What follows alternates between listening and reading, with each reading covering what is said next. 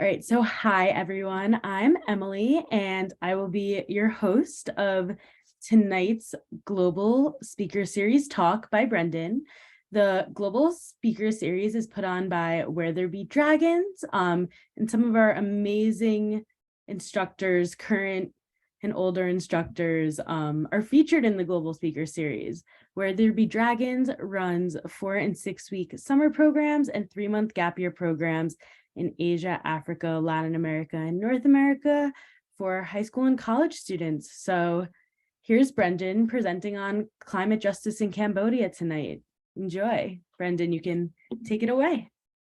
All right. Thank you, Emily. And thank you to Dragons for the invite. I'm excited to share a little bit about Cambodia. So let me share my screen here really quickly. All right, how's that look? Is that showing up for everyone? All right, so kind of like the broad theme of what I want to talk about is, yeah, climate justice and indigenous communities in Cambodia. But broadly, this is going to be focused around the environment development nexus. And so I'll start off real quick. Just a little bit of background about myself and my connections to dragons and Cambodia. So I grew up in Michigan, and what brought me to Asia and kind of started me with, yeah, asking questions and, yeah, traveling to the type of places that dragons travels to was Peace Corps. So I spent 2.5 years in Northwest China, kind of in a back road Silkwater town. And then through grad school connections and after a Dragons course down the Mekong, I ended up at a law firm in Cambodia. And so I was initially doing work related to environmental impact assessment. And in this law firm, it was a really cool setup. It was a nonprofit, public interest pro bono law firm. And so they primarily took cases related to land rights and environmental issues in Cambodia, all donor funded by like United Nations, USAID, European, and then other Australian philanthropies. And so it was through that work at this law firm that I learned a lot about Cambodia. And I saw at the grassroots level, but then also kind of the higher up governance levels, a lot of the development and environmental issues that Cambodia is facing. And so it was a really interesting 2 years working based in Phnom Penh. But in 2017, as I'll get into more later, Cambodia kind of descended into dictatorship.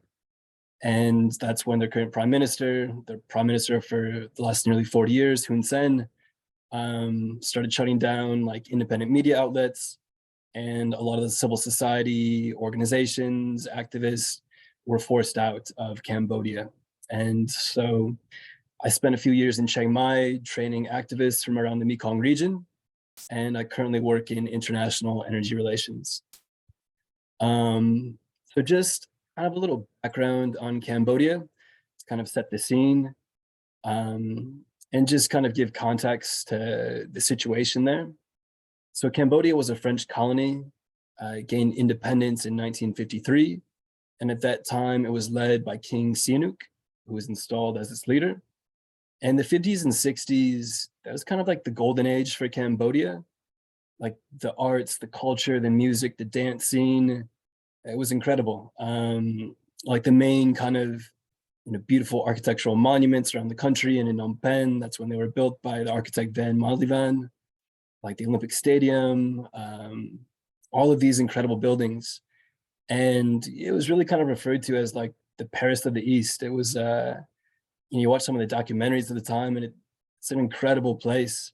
But unfortunately, that didn't last through the 70s. In 1969, the US began a secret bombing campaign against North Vietnamese forces in Cambodia. And this was kind of led by the Secretary of State at the time, Henry Kissinger. The US was secretly doing this because they were bombing the Ho Chi Minh Trail throughout Laos in Cambodia.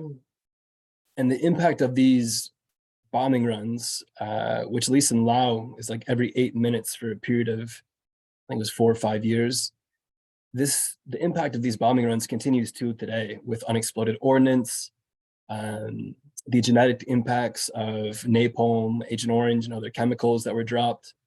And so this is still really unaddressed in many areas and in many ways. So fast forward in 1975, the US-backed Lon Nol regime was overthrown by Pol Pot in the Khmer Rouge. And what led up to this was a lot of instability fomented by the conflict in Vietnam and kind of US activities supporting Lon Nol and undermining King Sihanouk. And so genocide ensued. And that was from 1975 to 1979. Kind of in like 1978, the Khmer Rouge regime was like attacking into Vietnam. And at that point, I think the Vietnamese got fed up with it. They invaded Cambodia and took control, kind of ended the regime. But it wasn't stable at the time. It took, a decade for the Vietnamese to bring a semblance of peace and stability. And so like eventually in 1985, Hun Sen was appointed by the Vietnamese as prime minister, and he's basically been in control of the country ever since. And like at this time, Cambodia was kind of like a blank slate. Like the data, the figures that I see is that, after the Khmer Rouge in 1979, there was one veterinarian and 4 doctors left in the entire country. So that's the basis of what Cambodia is looking at in early 1979. And so in the early 1990s, after the Vietnamese kind of pull out, you have the United Nations coming in and doing rebuilding and kind of truth and reconciliation work, trying to bring justice for the atrocities. And they organized an election in 1997, and this was contested by Hun Sen and a few other political parties. But Hun Sen, the current dictator, he didn't win. He came in third. The royal party, Phun Sen Pek, they were the winners, but they didn't control for long. There was a coup, and yeah, Hun Sen's really been in power and in control ever since. So going forward a little bit and looking at the environmental situation that's kind of transpired in Cambodia over the last 30 or so years, it's not great. So they've lost nearly 2.5 million hectares of tree cover between 2001 and 2020. And just to give you an idea of what a hectare is, that's the equivalent to the inside of a 400-meter track. And the deforestation has really accelerated recently as well.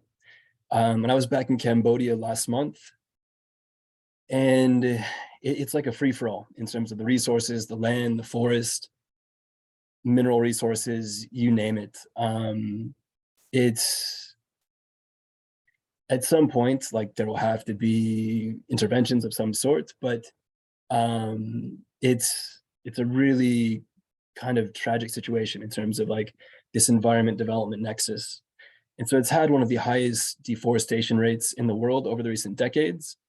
And just to give you a sense of why this is happening and kind of like the path that this illegal deforestation takes, is that you have both small scale and large scale deforestation. Most of the large scale deforestation is from these economic lands concessions, which I'll talk about a bit more later, but then also small scale as well. You have individuals just looking to make a bit of money, going in and trying to find precious, in Chinese it's referred to as hongmu, which is redwood. And from Cambodia, this is then crosses the border into Vietnam. And the Cambodian government will say things like, oh, there's no illegal deforestation. We don't export any illegally deforested lumber. And that's because it all kind of goes to the shadows across the border into Vietnam, where it's then finished. And this is troubling, this is concerning because, Vietnam exports to the global markets. And so this illegally deforested wood from Cambodia can end up in European, US, Western markets where it's certified as sustainably harvested forest products. But then a large part of the lumber, the illegally forested timber from Vietnam also finds its way into the Chinese markets. So it's it's a situation where the government has been criticized over this for decades. They've said a lot of things in public that they're going to address it, but they've never made any meaningful progress in addressing the wide-scale deforestation.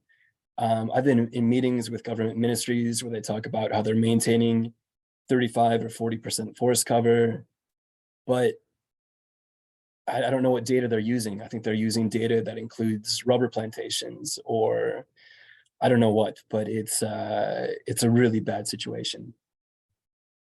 And so what I saw in my work with this law firm and other travels around Cambodia was this deforestation and other climate impacts really affecting indigenous communities.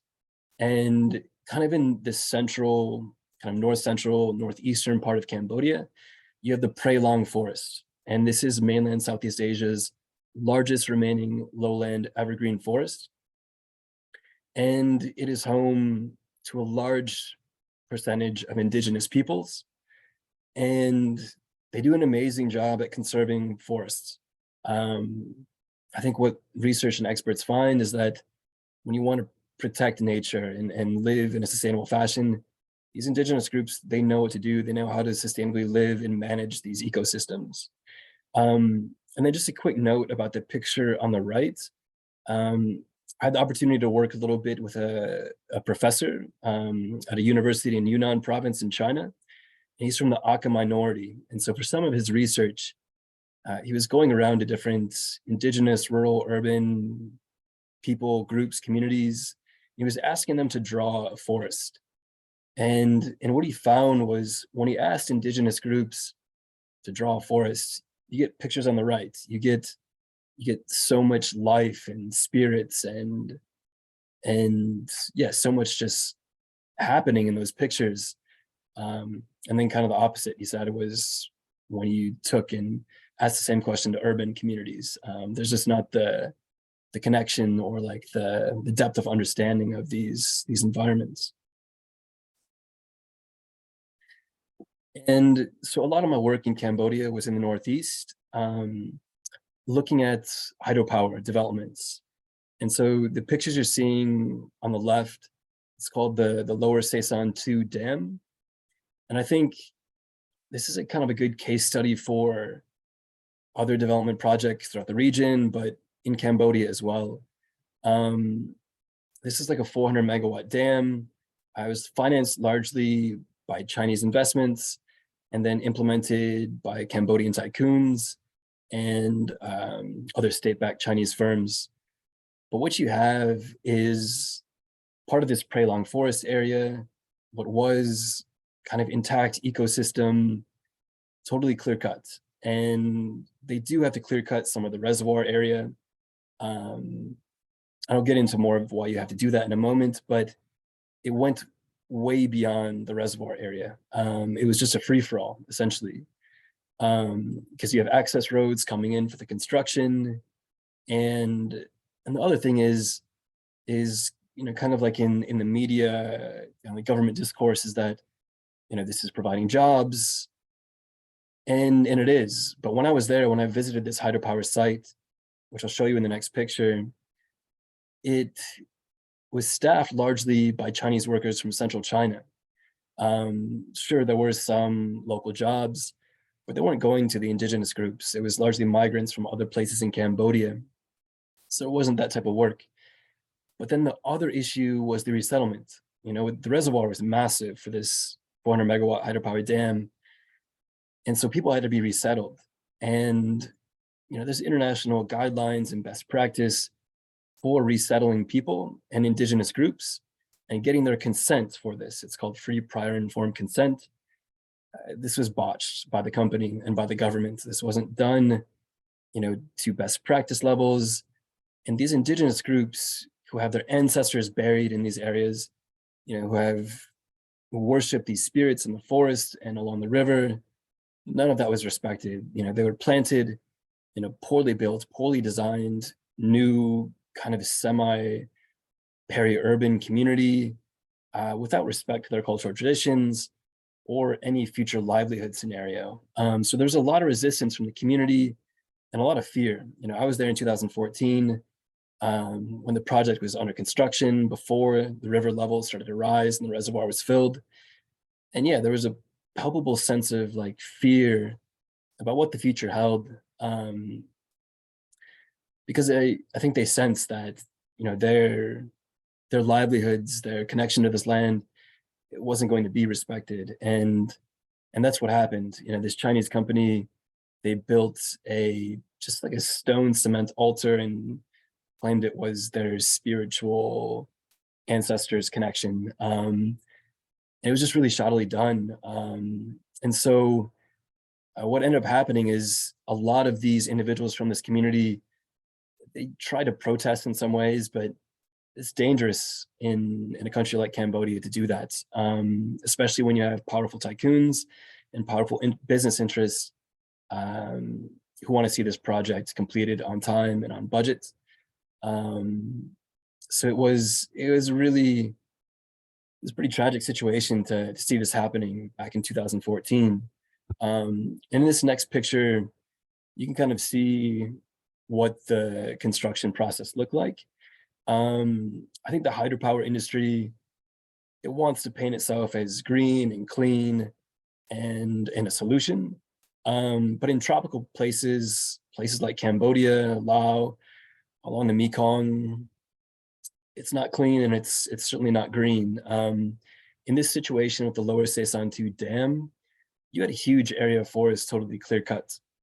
And then when you have that area filled up, a new reservoir created, the biomass that is then in that reservoir, it decomposes. And when that biomass decomposes, it releases methane. And I'm sure all of you know methane is a very potent greenhouse gas. And so there's a lot of interesting research that shows that some of these hydropower dams in tropical areas, when compared to a standard coal-fired power plant, actually end up being worse for the climate. So it's complicated. Cambodia is growing, the economy is developing, the growth in demand for electricity is growing at nearly 10% per year, like up until COVID. And so they do need electricity. They need it to develop, and they have every right to. The frustrating part, though, is that there was analysis, there was assessments that showed that different designs, instead of doing one major, huge, large dam, instead doing 3 run-of-river dams without a massive reservoir, would create the same amount of power, be better for the environment, and save the fisheries. Most researchers estimate that this one dam, which is on a tributary of the Mekong River, was going to destroy Mekong fisheries by about 10%, kind of lessen the total catch in the entire lower basin by 10%, which is massive. And it's huge because Cambodia and the region as a whole, their main protein source is fish for about 75% of the population. If you reduce that by 10% in a region that already faces malnutrition issues and undernourishment issues, that's a big problem. And so kind of these are some of the things that you want to see done better with environmental social impact assessments. But kind of in a place like Cambodia, where you have governance, corruption, transparency issues, the end result can be really harmful for the indigenous communities who live in these areas. So I mentioned this earlier. In Cambodia, what you had kind of, I think it was during the late 90s or early 2000s, Cambodia had a lot of land, a lot of resources, wanted to get things going with development. So they started this process of, I don't know if it's auctioning off, but designating economic land concessions. And so for a very, very minuscule amount of cash that went to the government, companies, corporations, tycoons, they were given a huge expanse of land. And that's what you see in this map here. And these concessions are for, depends on the contract, the agreement, but for 99 years. And so you see, this is a huge expanse of Cambodia's land that's been given to foreign corporations. You see the red, that's China, the greens, Vietnam, the orange, Singapore, and the yellow, Malaysia.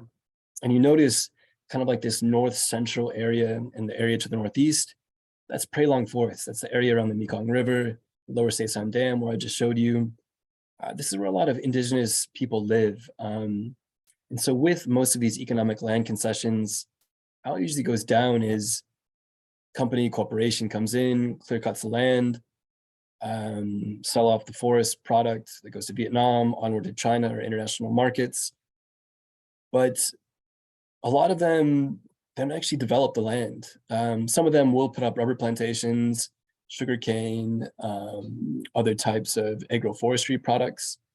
But this is like really short-sighted developments. The government isn't really getting a lot of revenue.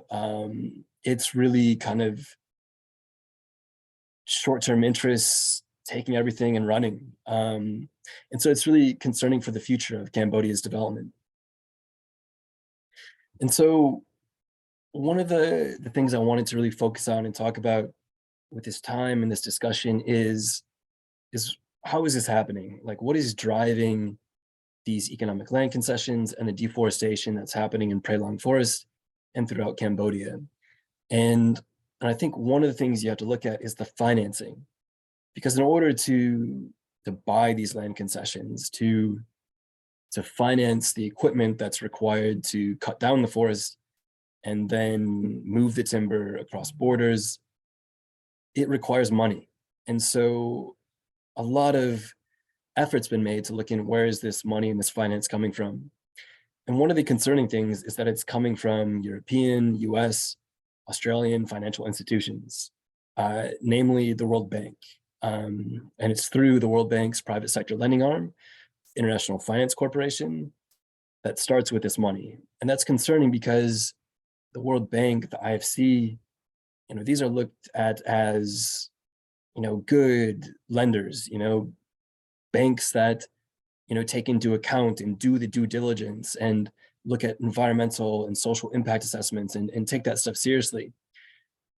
But in practice, they don't do their due diligence. So in this example that I've highlighted here, you have the IFC who funded Dragon Capital, which I believe is based out of Hong Kong. Dragon Capital then went and funded Quang An July, which is referred to as Hagel. It's a Vietnamese state-owned rubber corporation. They acquired land concessions in Cambodia, totally leveled the forest, and this is forest that indigenous people in Northeast Cambodia had. They had communal land title government, but it was leveled. And it's frustrating because this is a bank. You go to their website, they talk about how they do development better. They talk about sustainability. They talk about how they're different than other banks. On the practice, on the ground, I didn't see that at all. And that was sad. That was really, really frustrating.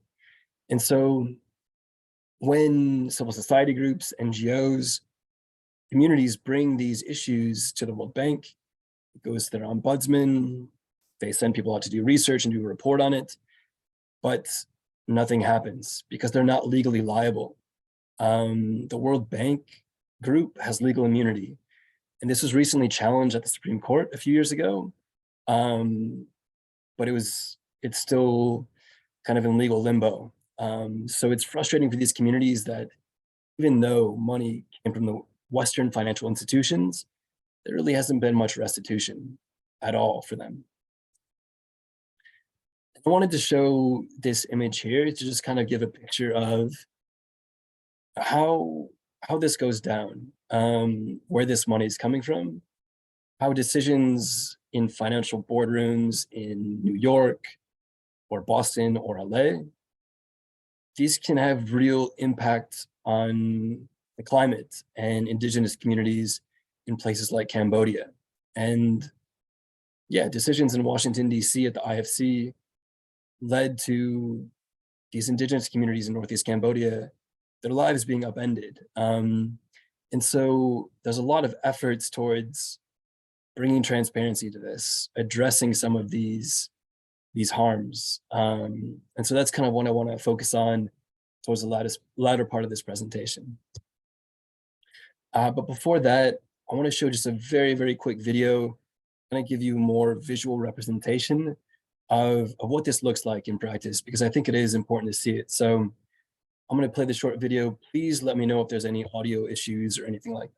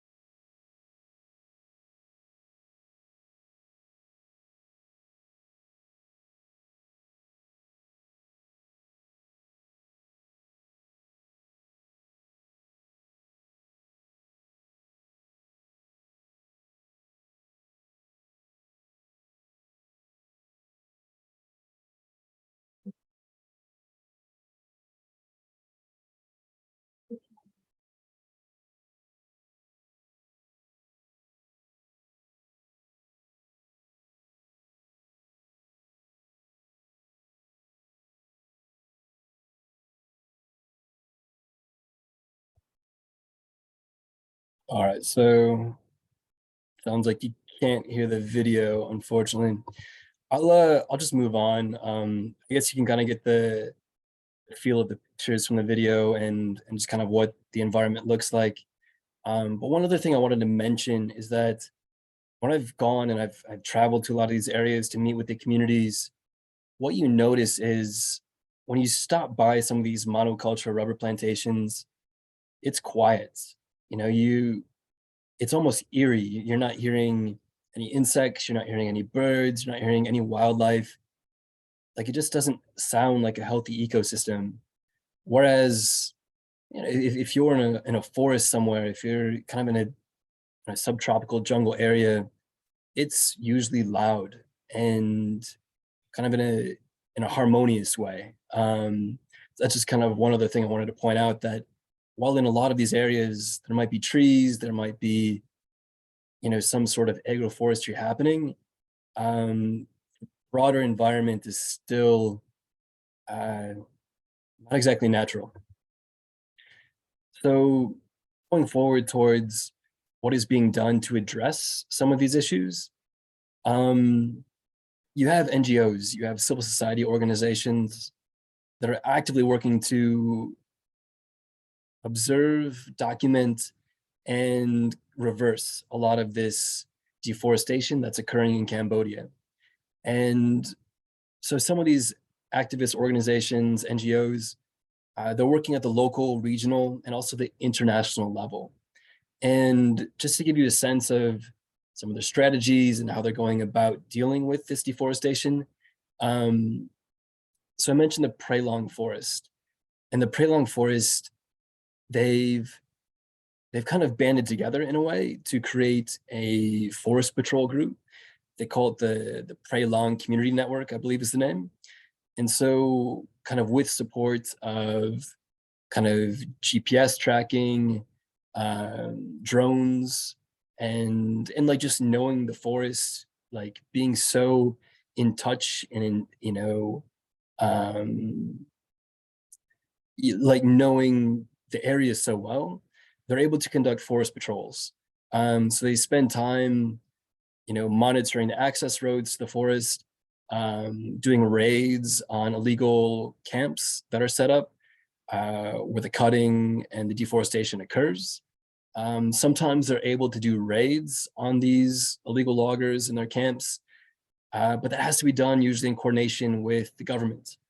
And if you're doing a raid in coordination with the government, you usually have to have the police or the military that are with you. And unfortunately, in Cambodia, working with the police and the military, that's dangerous, especially when some of those individuals probably have financial interest in the deforestation, you know, sending kickbacks and making them money. So that's one way that they're trying to curb the deforestation. Another way is using religion and Buddhism. So I think it's over 90% of Cambodia is Buddhist. And so they do these ceremonies. They're called tree ordination ceremonies. And that's what you see in the picture on the left. So you'll have a sangha, a community of monks who will come in and bless some of the trees, wrap some of their orange or saffron robes around the trees. And yeah, it's a really cool kind of ceremony, kind of like festival atmosphere to be around. And it's also really interesting seeing religion being used to protect and conserve the environment. So in a lot of like really sensitive areas, this is being used to protect the trees and protect the forest.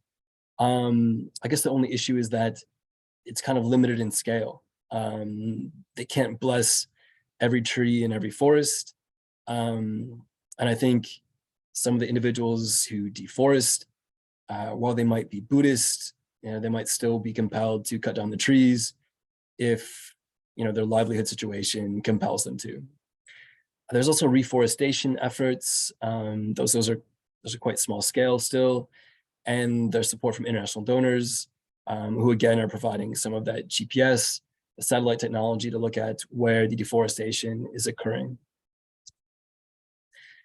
And then just lastly, kind of sharing a few solutions of what you can do and how you can kind of play your part and support these efforts to protect Prey Long and protect forests around the Mekong region and in Cambodia.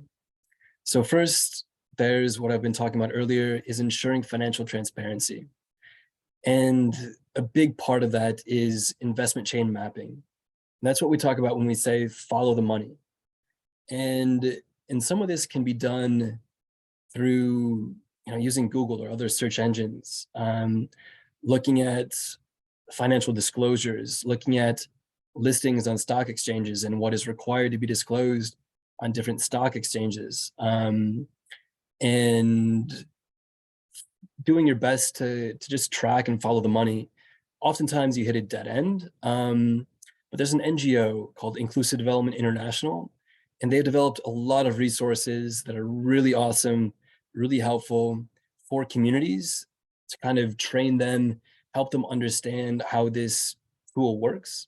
And I think another part of this as well is kind of all of us pressuring our respective countries, our financial institutions or our financial regulators to promote more financial transparency, so there's less gray areas, so that we know where this money's coming from, where it's going, and how all this works. The second kind of method that activists have used is pressure. And this takes different forms, but it's all kind of designed to shame financial institutions. And this can take forms of media advocacy, boycotting certain products, and also public protests as well. The public protests, they have occurred in some ways and forms in Cambodia over the last, couple decades, but it's dangerous. The justice system in Cambodia is totally politicized. It's really essentially controlled by the elites, the tycoons, Hun Sen, the dictator, and other powerful individuals. So by protesting, by displays of activism, a lot of these really, really courageous activists, they're taking huge risks for themselves and their communities. So that's oftentimes why regional or international support is needed for some of these media advocacy and boycott campaigns. And then the last one, and this may be the most personal one that you can take today, in the future, in the coming weeks, is kind of asking questions about what products are we consuming, looking at where is the wood or where is the material coming from, asking yourself then what is the human rights situation in that location, and also kind of looking more into these issues, supporting grassroots organizations in Cambodia, like the Cambodia Youth Network.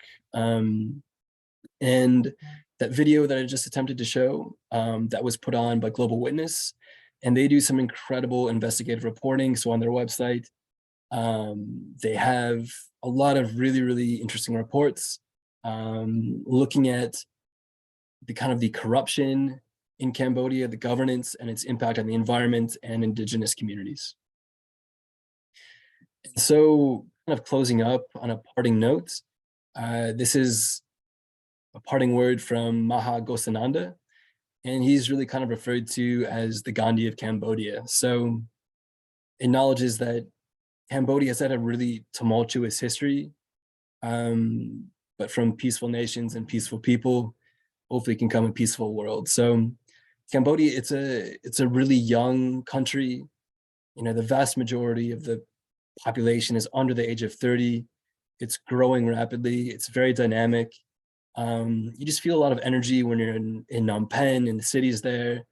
And, you know, you could argue that Cambodia's had a lot of different inflection points, but being back there last month, I really felt that it was at an inflection point now, with, you know, Hun Sen, their current dictator. I think he's getting into his 70s. He's talked about a transition, which would likely be just to his son, Hun Manet.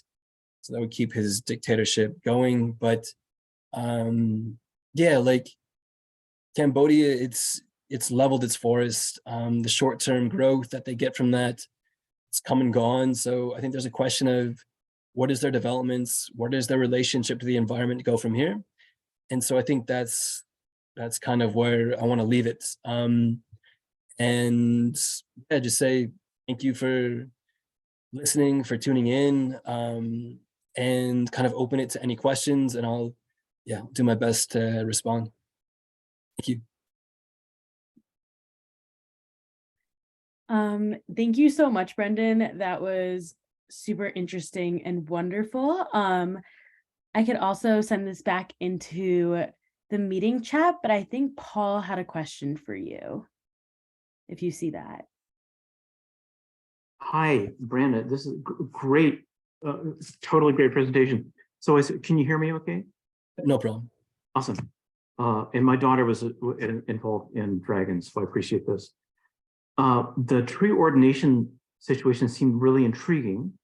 And my question is, Americans seem to maybe go for the sacred, and it seems like a really intriguing angle. And I think my basic question is, like, is there a way to get the authorities to actually care about that? And are Americans actually relevant in this? That makes sense? Yeah, so from the US connection, I'm not sure how I see that connecting. Just speaking from what I've seen in Thailand, Cambodia, and throughout the Southeast Asia region, I've been to a few tree ordination ceremonies in Myanmar, Thailand, and Cambodia, and they're looked at as kind of like a donation of sorts. So the monks, like, it's usually driven by them, but they'll look to the community for maybe the financial or the resources support for the snacks, the food, the transport, the resources like the robes to conduct these ceremonies. And it's important to the community because it continues like the community's connection to the temple, to the religion, to Buddhism. And you see that in other ways with the government. What I've noticed a lot in Cambodia, in Myanmar, is that a lot of the high-ranking politicians, tycoons, in the case of Myanmar, the military generals, they have a lot of financial resources, and they're still Buddhists. You know, they still care about their merit and their karma. And I don't know if it's them having kind of like a midlife, end of life crisis where they look at kind of what they've done. But they make massive donations to Buddhist communities throughout Myanmar, Cambodia, Thailand. And that's complicated because at least what I see in Myanmar is that the line between politics, religion can be very murky, and it can be manipulated a lot by the generals in Myanmar. So I think maybe in Cambodia, I think there could be ways, you know, to work with religious leaders. Like I know some of my friends work in peace building activities throughout the region. So I think there is opportunity to yeah, to engage various religious leaders to try and not necessarily promote sustainable development, but I don't know, work for climate justice in some way, shape, or form. I appreciate that. Thank you. Mhm.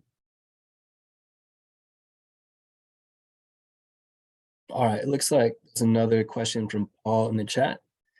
He says, is there any pressure put on the IFC? And yeah, so I used to work for an NGO called Earth Rights International. And so they were the NGO that sued the World Bank Group, which the IFC is a part of. And that's a really interesting legal case that I would encourage you to look into.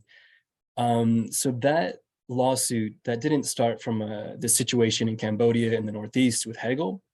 That was from a different project. It was a coal-fired power plant in India, in Gujarat state. It's called the Tata Mundra coal-fired power plant. So that was from World Bank funding, and because of this coal-fired power plant, all the fishing communities, the villagers in these areas, they were heavily impacted. Their livelihoods were destroyed, and that case, made its way through various courts, all the way up to the Supreme Court. And I'm drawing a blank on the decision. I believe it was 7-2 in favor of the Earth Rights International. It was the name of the case is Ismail Buddha Jain versus the World Bank Group. And so it might have been appealed. So I'm not sure the current situation of it. But there is pressure on the IFC, and it's largely from NGOs like Earth Rights International and also Inclusive Development International. They do a lot of the financial transparency, the financial chain mapping. And so all throughout Africa, Asia, they're putting pressure on the IFC and the World Bank to do better. I hope I answered your question there. Yeah, this is awesome. Does anyone have any other questions for Brendon?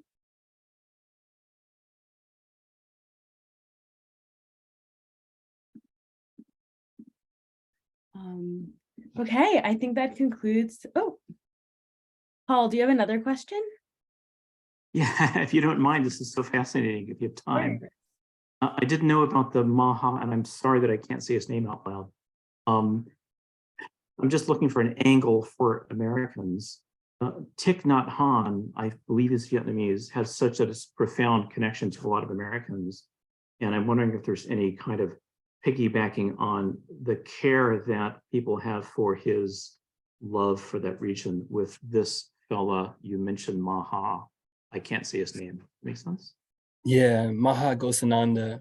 Thank you. And yeah, I was thinking a lot about Thich Nhat Hanh recently with Martin Luther King Day.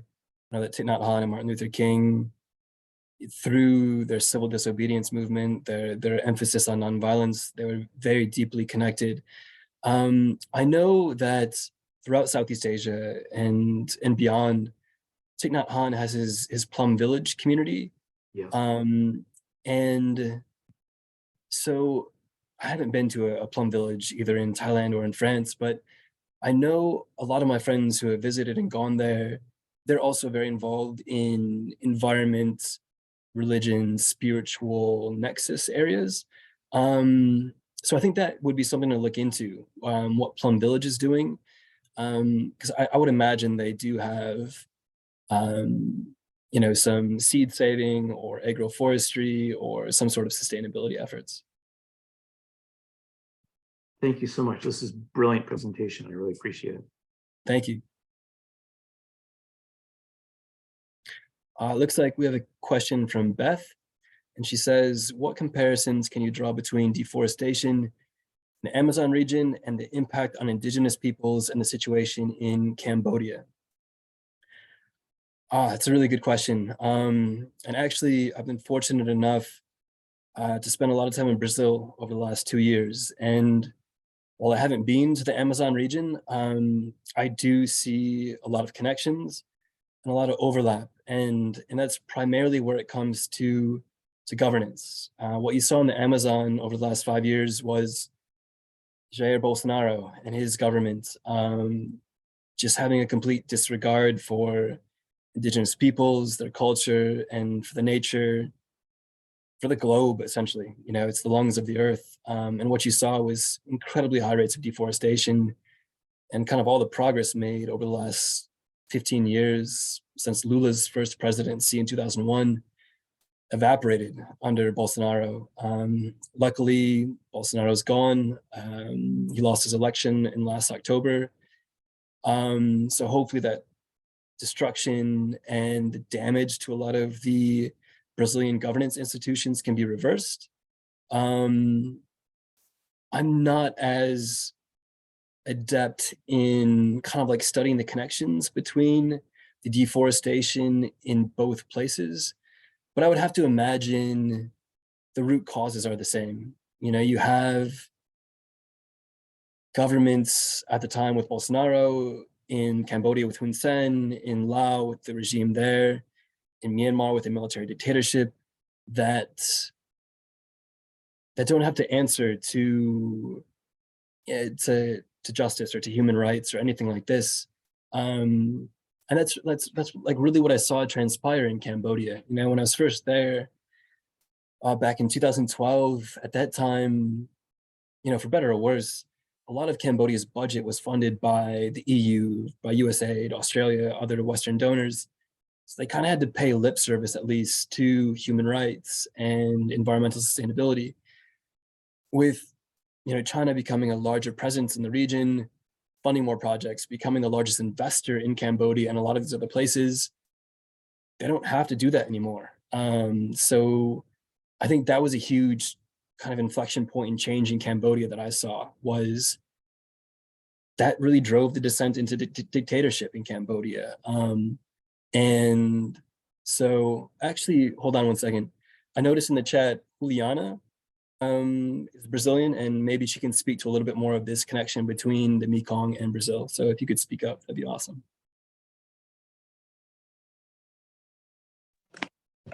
Sure, thank you. So basically what I've also studied, I'm from Brazil, but I'm also not from the Amazon, but I've studied a little bit about social environmental issues in the Amazon, and also there are documentaries about this. But in the past years, I think 2015, there was some electric plants also in the Amazon built there, but also not so much well planned in the way that it doesn't affect local communities. So for example, there is one called the Belo Monte hydroelectric plant in which they needed to remove local communities from their environments. So basically there's actually a documentary which is called Refugees of Belo Monte, which talks about the local people that needed to be removed for the hydroelectric plant to be implemented. And also it wasn't a good choice because the hydroelectric is literally in the middle of the Amazon, so it's not close to any big center, so the energy doesn't, like, most of, like, a considerable part of the energy is lost during the way from, like, the forest to the big centers, to the big cities, which consumes the energy.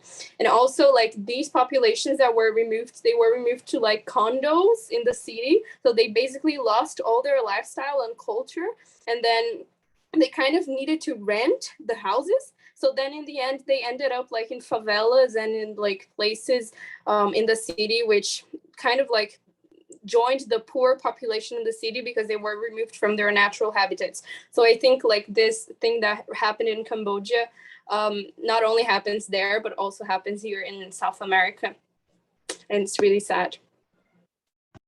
Thank you, Juliana. Like, that's such a great point that I didn't think of, is the hydropower, the connection between Brazil and Southeast Asia. And like I've led Dragon's courses down the Mekong, and what you see, at least on the upper Mekong in China, and then even through Laos, is that what used to be like this turbulent, this wild river is now kind of like a series of reservoirs. It's totally changed.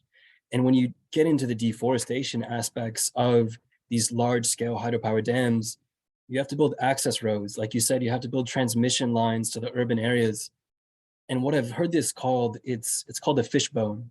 So you think of a fishbone like that has like the main bone and then kind of like the little bones off to the side. Well, when you build one big road in to, say, the Itaipu River in Brazil, or the Mekong tributary, the Sesan or Strepok in Cambodia, what you start to see when you look overhead, whether it's with drones or satellites, is that you see all these small little roads starting to branch out from there. And that leads to ever increasing deforestation, poaching, and other environmental issues. So I thank you for making that point. That's exactly spot on.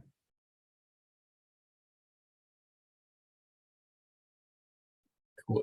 Any other questions? One more from Paul. One more, So we yeah. say, what would be the best way for Americans and others to affect change? It seems sort of like an internal Chinese-Cambodian power imbalance. Are we just bystanders in this bad situation? Man, that's a tough question.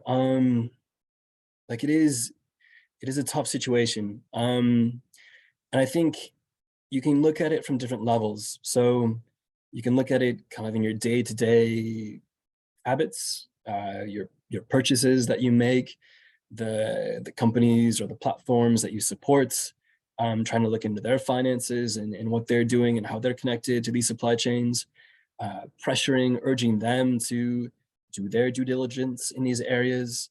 But then you can look at it from kind of like the bigger governance level that the US government, other governments, they do have a relationship with Cambodia, other ASEAN countries and beyond. And so, yeah, you can write to your politicians. There's many things to write about, there's other big problems, but, there are constituencies that will hear you out and do care about this. And I think maybe what's most near and dear to my heart, because I spent time working with NGOs and civil society organizations like Earth Rights and International Rivers, Global Witness, Inclusive Development International. These NGOs work on a shoestring budget. A lot of the individuals who work at these NGOs, it's almost like volunteering or doing Peace Corps 2.0. So yeah, any support that you can give to them, whether it's through letter writing or just backing their campaigns, I think that's a useful and really needed as well. So yeah, hopefully those help. Thank you.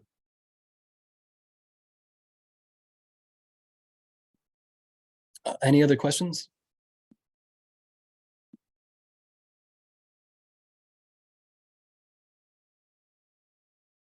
All right, if we have no more questions, that's a wrap on tonight's talk. Thank you so much, Brendon. It was amazing.